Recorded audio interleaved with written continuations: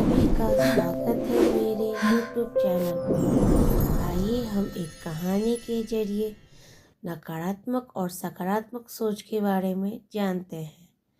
एक नगर में एक धनी व्यापारी रहता था।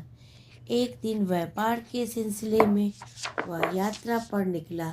मार्ग में एक घना वन था जिसे पार कर उसे अपने गंतव्य तक पहुंचना था, लेकिन चलते चलते वह बहुत थक गया था। इसलिए एक वृक्ष के तले वह सुस्ताने के लिए बैठ गया।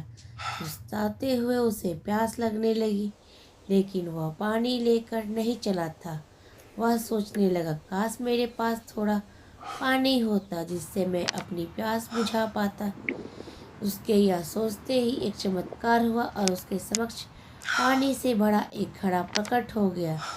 पानी से अपनी प्यास बुझाकर वह तृप्त हो गया।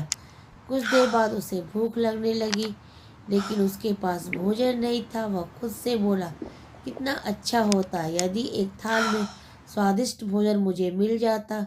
उसके बोलते ही साथ ही पुनः चमत्कार हुआ।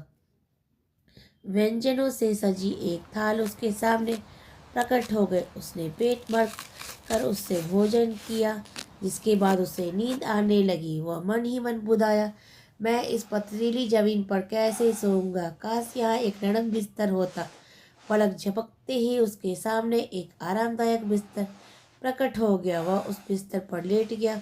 उसे महसूस होने लगा वह मानो स्वर्ग में है, जहाँ एक के बाद एक समस्त कामनाएं पूर्ण होती जा रही है।